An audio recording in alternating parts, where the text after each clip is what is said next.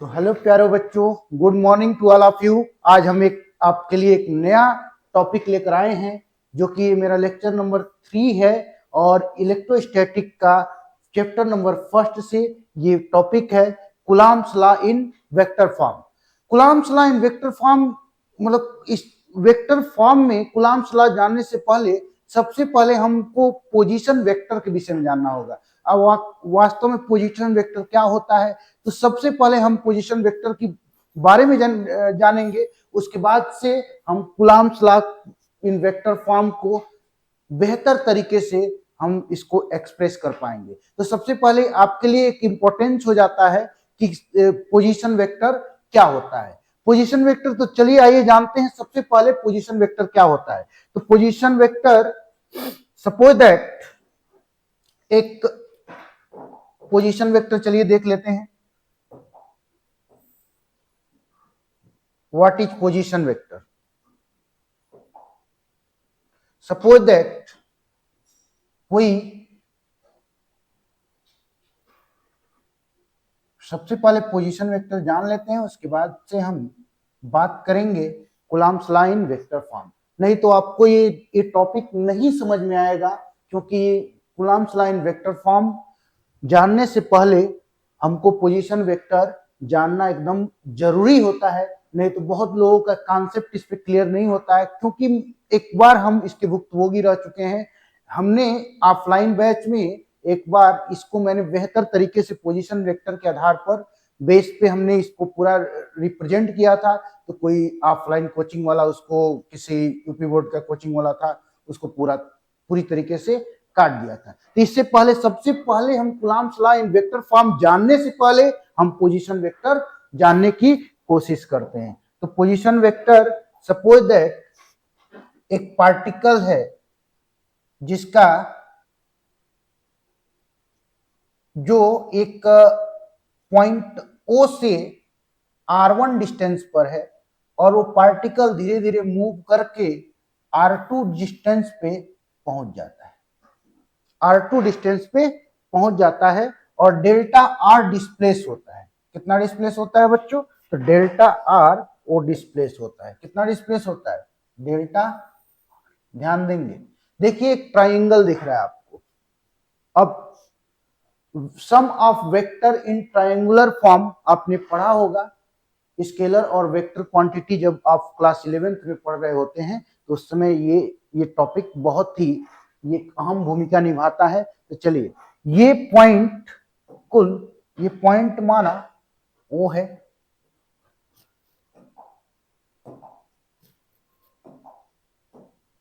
ध्यान दीजिएगा, ये बहुत ही इंपॉर्टेंट टॉपिक है। तो ये नहीं समझ में आएगा तो Coulomb's law in vector form आपको नहीं समझ में आएगा। तो सबसे पहले सपोज दैट वो है, ये पॉइंट आपका वो है और ये पॉइंट आपका P है। P से वो पार्टिकल Q डायरेक्शन तक जाता है, Q डायरेक्शन तक जाता है। यहां से इसका जो पोजीशन वेक्टर है R1 है, वेक्टर R1, और इसका जो पोजीशन वेक्टर है R2 है। ध्यान दीजिएगा, पोजीशन वेक्टर R2, ये डेल R डिस्प्लेस हो रहा है, डेल्टा R इसकी डिस्प्लेसमेंट हो रही है।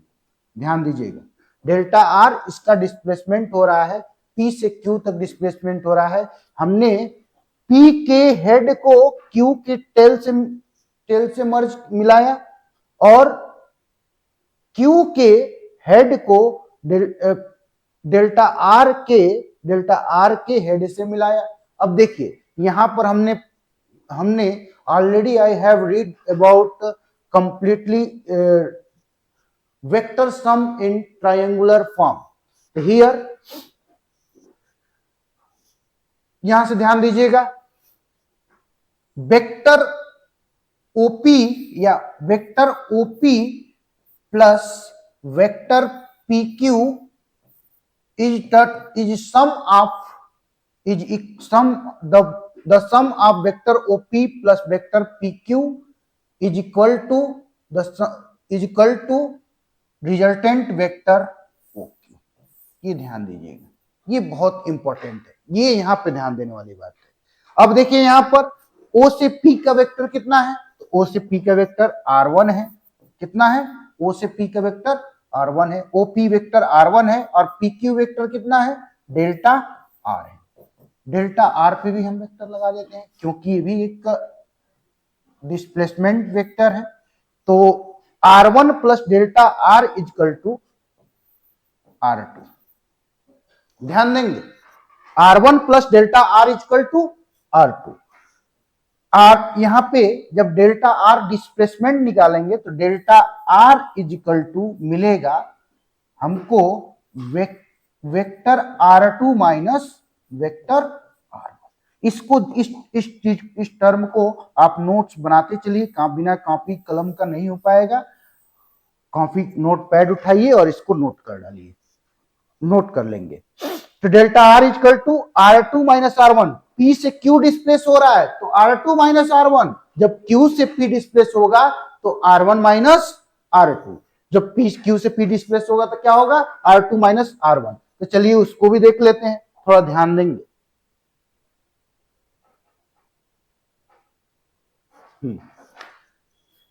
once again here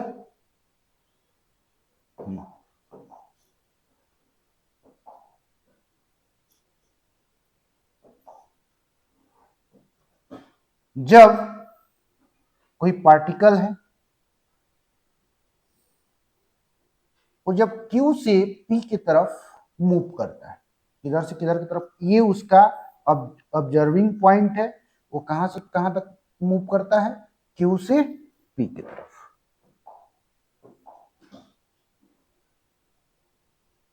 Q से P की तरफ, ध्यान दीजिएगा।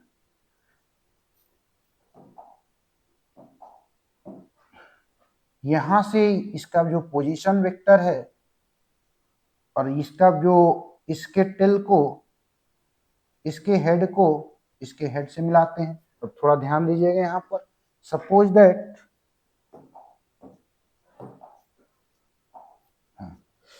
ये ओरिजिन पॉइंट है, वो जो ऑब्जर्व कर रहा है, कोई पार्टिकल Q से P की तरफ बढ़ता है और डेल्टा R डिस्प्लेस होता है।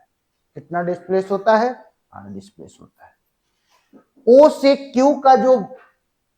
Q का जो पोजीशन वेक्टर है वो R2 है और O से P का पोजीशन वेक्टर R1 है।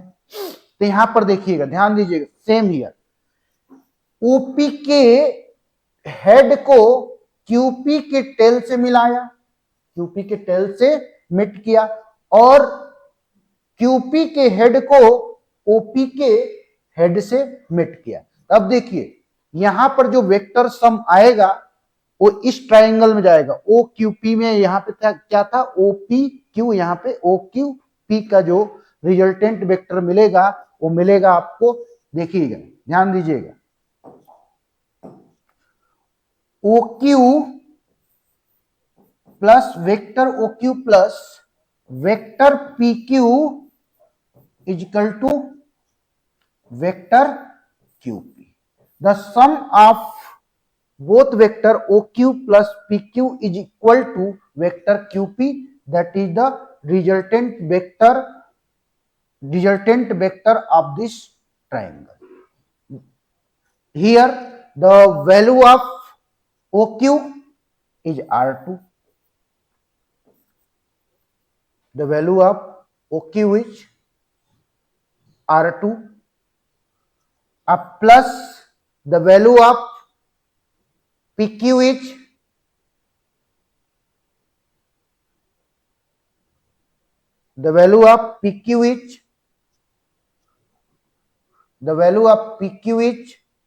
R1 vector R. The value of QP, sorry, the value of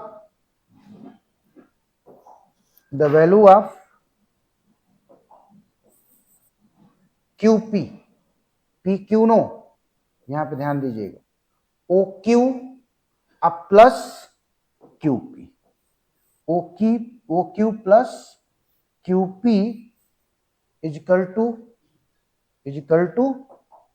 OP। यही ध्यान देने वाली बात है। OQ अब plus QP that is equal to OP, vector OP। यहां किसके बराबर था? OP plus PQ that is equal to OQ। यहां पे किसके बराबर है? OQ plus QP that is equal to R1। ध्यान देंगे R2 अब प्लस वेक्टर डेल्टा R जो कि मिनिमम डिस्प्लेसमेंट है Q से P तक का, और OP इक्वल टू क्या मिला हमको? OP इक्वल टू मिला हमको R1। तो हमको डेल्टा R क्या मिलेगा? Q से P की डायरेक्शन की तरफ, Q से P की डायरेक्शन की तरफ मिलेगा हमको डेल्टा R मिलेगा। Delta R equal to R1 minus R2, vector R1 minus vector R2। इस टर्म को थोड़ा ध्यान दीजिएगा, इसी पे हमारा ये Coulomb's law in vector form है। तो चलिए अब इसी तरह से जब टू पॉइंट्स चार्ज हमारे पास है, we have a 2 point charge Q1 and Q2 both are positive charge. Q1 Q2 पे फोर्स एग्जर्ट करता है और Q2 Q1 पे फोर्स एग्जर्ट करता है। तब हम बढ़िया तरीके से इसी पोजीशन वेक्टर के माध्यम से, हम इसी पोजीशन वेक्टर का यूज करके हम Coulomb's law in vector form को हम बेहतर तरीके से हम एक्सप्लेन कर पाएंगे। तो चलिए अब जानते हैं कि दो हमारे पास चार्ज है Q1 एंड Q2, दोनों पॉजिटिव चार्ज है, कोई निगेटिव नहीं है, दोनों पॉजिटिव है। जब निगेटिव लगेगा तो उस पर भी कॉन्सेप्ट अभी हम आपको बताएंगे। तो चलिए ध्यान देते हैं।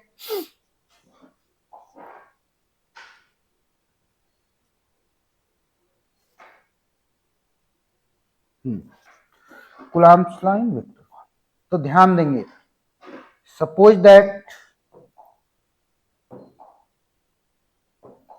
we have a 2-point charge. We have 2-point charge. Here is Q1 and here is Q2. दोनों पॉजिटिव चार्ज है। अब यहां से हमको ध्यान देने वाली बात है, इसके बीच का जो डिस्टेंस है R है। इसके बीच का जो डिस्टेंस है, दोनों R डिस्टेंस पर है। Q1 Q2 पे फोर्स एक्सर्ट करता है इधर की तरफ, और Q2 Q1 पे फोर्स एक्सर्ट करता है इधर की तरफ। दोनों पॉजिटिव चार्ज। किस प्रकार का चार्ज है? दोनों पॉजिटिव चार्ज है। Q1 Q2 पे फोर्स एक्सर्ट करता है और Q1 Q2 पे फोर्स एक्सर्ट करता है, Q2 Q1 पे फोर्स एक्सर्ट करता है। जब Q1 के तरफ Q2 के कारण जब फोर्स लगेगा वो F1(2) होगा, और जब Q2 पे फोर्स लगेगा Q1 के कारण तो वो कौन सा फोर्स होगा? F2(1). इस बात को एकदम बिल्कुल ध्यान देंगे, दोनों को वेक्टर फॉर्म में हम रिप्रेजेंट कर रहे हैं। सपोज दैट एक किसी प्लेन में है, तो प्लेन में है तो ये थोड़ा ध्यान दीजिएगा, कोई ऑब्जर्वर है, इसको ऑब्जर्व कर रहा है, तो यहां से ध्यान देंगे।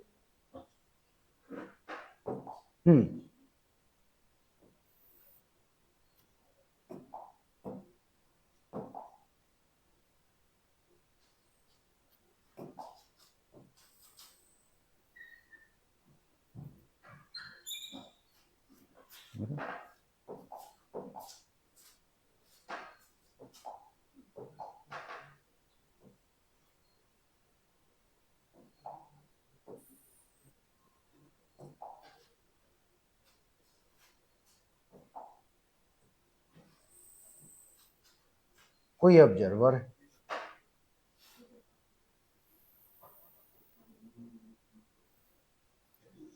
ध्यान दीजिएगा, ये पॉइंट यहां से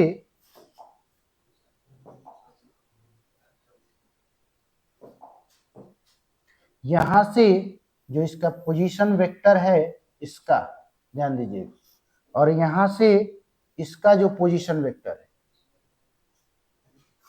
इसका जो पोजीशन वेक्टर है बच्चों वो R2 है, वेक्टर R2 है, और इसका पोजीशन वेक्टर R1 है।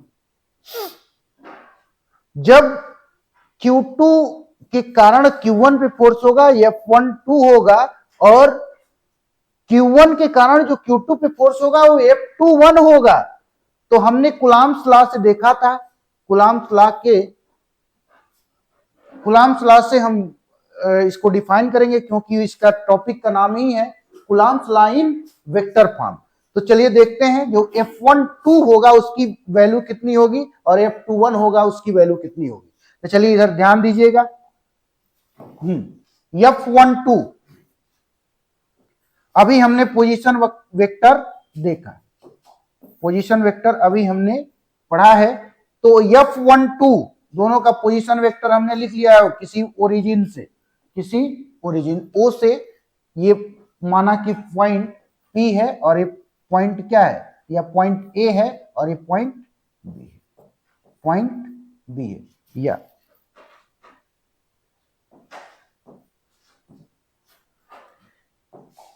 ये पॉइंट B है और ये पॉइंट, ध्यान दीजिएगा, यही समझने वाली बात है।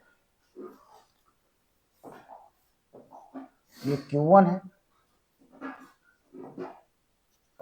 By using Coulomb's law, like charges हैं तो रेपल करेंगे, अनलाइक चार्जेज एक दूसरे को like charges REPL, unlike charges attract करेंगे। तो पहले तो हम लाइक चार्ज लिए हैं, कौन सा चार्ज लिए हैं, लाइक चार्ज लिए हैं, ध्यान दीजिएगा।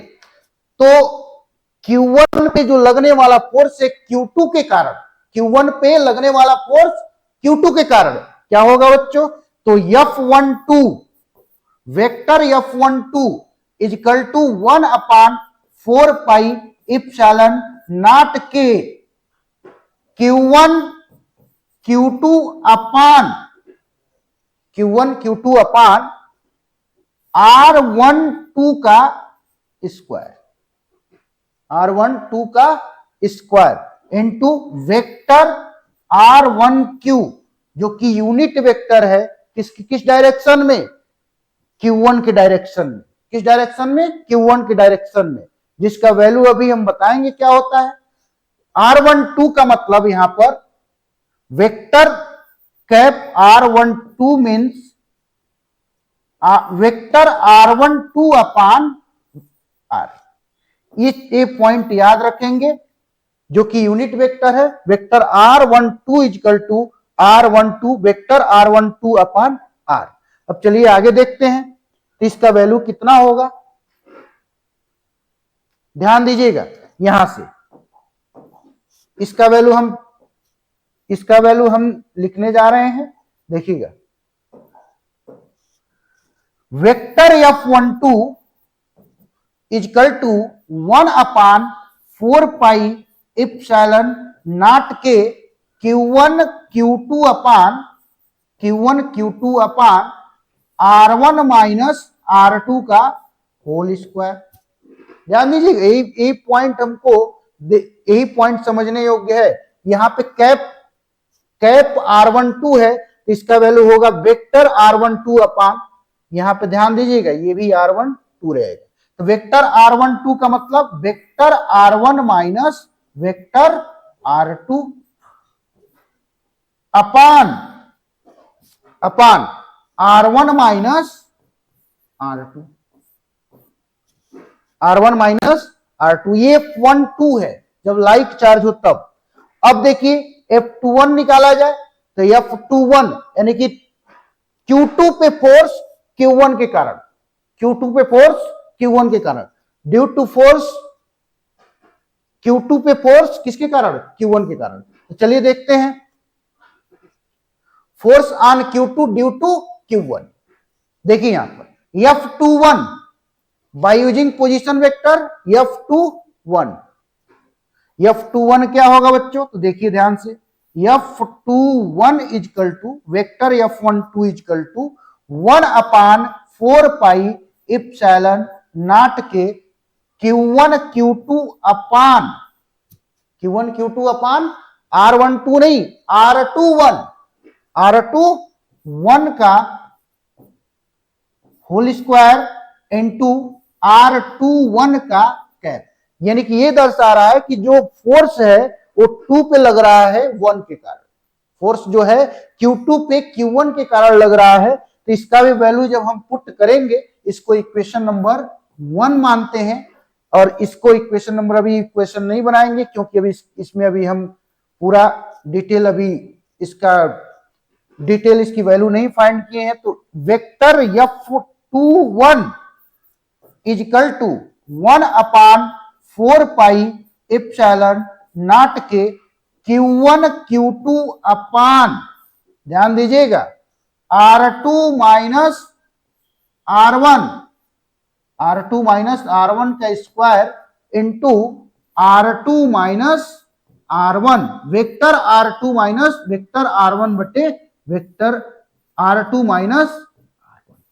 ये टर्म थोड़ा ध्यान देने वाली बात है, इसको equation number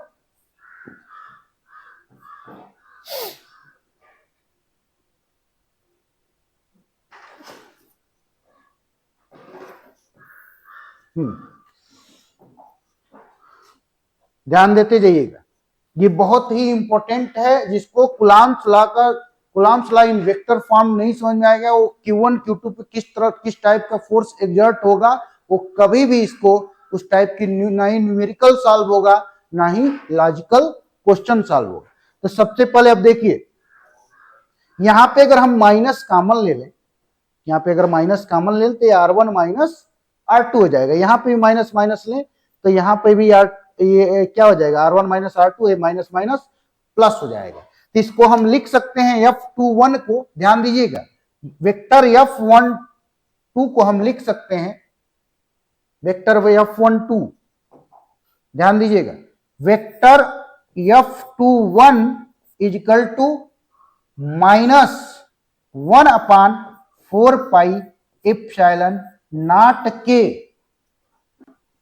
Q1 Q2 upon R1 minus R2 का whole square into R1 minus R2, क्योंकि माइनस यहां से निकाल प्लस दे दिया, और ये क्या हो गया, R1 minus vector R1 minus vector R2, vector R1 minus vector R2। यहां से ध्यान दीजिए, एक क्वेश्चन नंबर 2 का और भी हम और मतलब इसमें से माइनस कॉमन लेकर लिखे, तो इसको इक्वेशन नंबर 3 ले लेते हैं। जब हम कंपैरिजन करेंगे इक्वेशन 1 का इक्वेशन 3 से, इक्वेशन 1 का इक्वेशन 3 से, तब क्या मिलेगा हमको, इक्वेशन 1 क्या है तो थोड़ा देखेंगे इक्वेशन 1 क्या है। तो F12 equal to 1/4 pi epsilon naught के Q1 Q2 upon R1 minus R2 का square into R1 minus R2 upon R1 minus R2, vector R1 minus vector R2।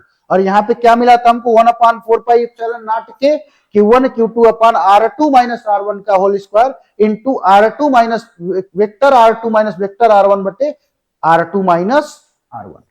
ध्यान दीजिएगा यहां पर, चलिए यहां पर ले लेते हैं। अब देखिए, ये दोनों F12 और ये इक्वेशन 1 और इक्वेशन 3, ये दोनों बराबर है, दोनों का मैग्नीट्यूड सेम है, बट डायरेक्शन क्या है, अपोजिट है। डायरेक्शन क्या है, अपोजिट है। तो F12 यहां पे ध्यान दीजिएगा, यहां ले लेते हैं, यहां थोड़ी जगह कम है तो फिर हम थोड़ा सा इसको बढ़ा लेते हैं। F12 और इक्वेशन 1 इक्वेशन 3 के इक्वल है, लेकिन माइनस में है ये और प्लस में है। तो ये इक्वेशन 1 और इक्वेशन 3 से क्या मिलेगा हमको, तो देखिए इधर F12 यानी कि 1/4 पाई एप्सिलॉन नॉट के Q1 Q2 upon R1 minus R2 का स्क्वायर ऑलरेडी था, एक और R1 माइनस R2 है, Q into vector R1 minus vector R2, vector R1 minus vector R2, 1/4 pi epsilon naught के Q1 Q2 upon R1 minus R2 into vector R1 minus vector R2। ये equation और 1 और 3 से जब comparison करते हैं तो यहां पे मिल जाता है -1/4 पाई एप्सिलॉन नॉट के Q1 Q2 upon R1 minus R2 का होल क्यू और whole Q into vector R1 minus vector R1 minus vector. इन दोनों फोर्स का जो मैग्नीट्यूड है वो सेम है, क्योंकि वो दोनों क्या है, लाइक चार्जेज है, मतलब सेम अमाउंट के चार्जेज हैं, सेम मतलब दोनों का मैग्नीट्यूड दोनों चार्ज का सेम है। तो इस पे जो फोर्स एग्जर्ट हो रहा है दोनों उसके एक दूसरे के अपोजिट डायरेक्शन में इक्वल एग्जर्ट हो रहा है। तो इधर जो हमने F12 निकाला 1/4 पाई एप्सिलॉन नॉट के Q1 Q2 upon R1 minus R2 का whole cube into vector R1 minus vector R2 is equal to -1/4 pi epsilon naught के Q1 Q2 upon R1 minus R2 का whole cube into R1 minus vector R2। ये दोनों का magnitude एक तरह से same है, बट डायरेक्शन क्या है, अपोजिट है। इसको लिख सकते हैं हम लोग, क्या लिख सकते हैं, वेक्टर F12 क्या, vector F12 is equal to minus vector F21। इस तरह से कह सकते हैं कि लाइक चार्ज पे जो फोर्स एग्जर्ट होता है जिसका मैग्नीट्यूड सेम है वो क्या होता है, सम होता है, मतलब दोनों का जो मैग्नीट्यूड होता है सेम होता है, बस डायरेक्शन क्या होता है, अपोजिट होता है, डायरेक्शन अपोजिट, लेकिन मैग्नीट्यूड दोनों फोर्स का सेम होता है। तो we can written as the form here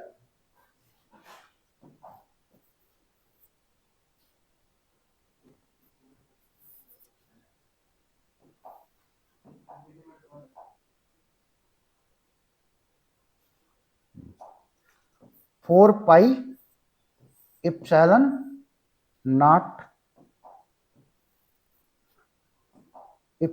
not के है, ये थोड़ा डिलीट हो गया था। तो F12 is equal to minus F21। इसको अगर हम माड में लें तो दोनों का मैग्नीट्यूड माड दर्शाएगा। तो इसको हम लिख सकते हैं, क्या लिख सकते हैं, mod of vector 12 is equal to mod of vector F21। इस तरह से दोनों पे जो फोर्स एग्जर्ट हो रहा है वो सेम फोर्स एग्जर्ट हो रहा है। थोड़ा ध्यान देंगे यहां पे, दोनों पे सेम फोर्स एग्जर्ट हो रहा है।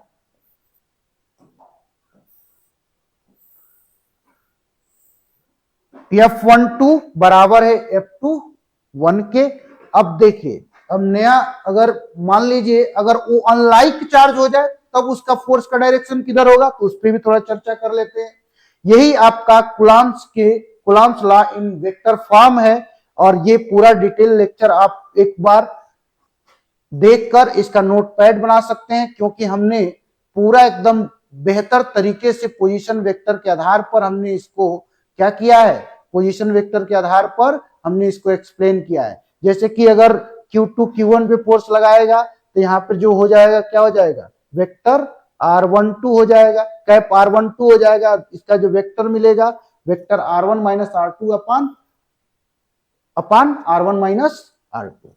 और इस जब Q2 Q1 पे फोर्स लगाएगा, Q2 Q1 जब Q2 पे फोर्स लगाएगा तो हमको मिलेगा force F21, repulsion force F21 is equal to 1/4 pi epsilon naught के Q1 Q2 अपान R21 का स्क्वायर इंटू R21 कैप, जो कि दोनों का क्या है, पोजीशन वेक्टर है। तो इसका डिटेल लेक्चर आप पूरा देख सकते हैं और इसका नोटपैड भी बना सकते हैं, क्योंकि बहुत बेहतर तरीके से हमने इस टर्म को एक्सप्लेन किया है, जो कि इतना बेहतरीन एक्सप्लेनेशन आप किसी बुक में जो पोजीशन एक वेक्टर के आधार पर दिया गया है नहीं दिया है। तो इस टर्म को थोड़ा ध्यान देंगे। अब चलिए अब बात कर लेते हैं, अगर अनलाइक चार्जेज होते हैं तब किस तरह से उस पर फोर्स एग्जर्ट होगी। तो चलिए आइए देखते हैं। अगर मान लीजिए अनलाइक चार्जेज है, एक चार्ज प्लस क्यू है और दूसरा क्या है, माइनस क्यू है, तब उस पर फोर्स किस तरह से एग्जर्ट होगा। तो देखिएगा हियर, एक हमारे पास फोर्स एक क्या है, प्लस Q1 चार्ज है, एक क्या है हमारे पास, Q1 चार्ज है,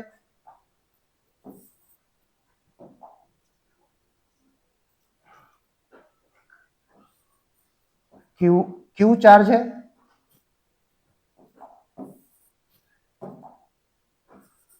प्लस क्यू चार्ज है, और एक क्या है हमारे पास, माइनस क्यू चार्ज है। एक दूसरे से आर डिस्टेंस पर क्या है स्थित, आर डिस्टेंस पर, आर डिस्टेंस पे दोनों क्या है, दोनों चार्ज क्या है, प्लेस्ड है, एक एट एन एक्सियल लाइन, किसी भी मतलब एक ही लाइन पर स्थित है। अब देखिए इधर की तरफ Q1 Q प्लस Q के कारण जो फोर्स लगेगा वो इधर की तरफ लगेगा, और माइनस Q के कारण जो फोर्स लगेगा इधर की तरफ लगेगा। अब देखिए इधर दोनों इसमें भी विपरीत होंगे, लेकिन दोनों चार्ज एक दूसरे को क्या कर रहे हैं, अट्रैक्ट कर रहे हैं। तो जो प्लस Q के कारण जो फोर्स होगा उसको बोलेंगे प्लस F12, और जो माइनस Q के कारण प्लस Q पे जो फोर्स होगा उसको बोलेंगे F21। अब यहां से देखिए इसमें भी मैग्नीट्यूड दोनों का क्या होगा, सेम होगा, लेकिन अगर लाइक चार्ज है सेम, जैसे कि दोनों का मैग्नीट्यूड सेम है बट चार्ज अलग अलग है, तो हम इसमें देख सकते हैं ये क्या करेंगे, एक दूसरे को क्या करेंगे, अट्रैक्ट करेंगे। तो माइनस क्यू पर प्लस क्यू के कारण जो फोर्स होगा वो F21 होगा, और प्लस क्यू पे जो चार्ज होगा माइनस क्यू के कारण वो क्या होगा, F21 होगा। तो ये है अनलाइक चार्जेस। अनलाइक चार्जेस एक दूसरे को क्या करते हैं, अट्रैक्ट करते हैं, और लाइक चार्जेस रेपल करते हैं। लाइक चार्जेस रेपल करते हैं और लाइक चार्जेस अट्रैक्ट करते हैं। इस तरह से ये आज का full lecture Coulomb's law in vector form है, और इसको आप पूरा आप जाकर यूट्यूब पे सर्च करके RS साइंस क्लासेज में आप जाकर देख सकते हैं। तो आज का लेक्चर यही खत्म हुआ।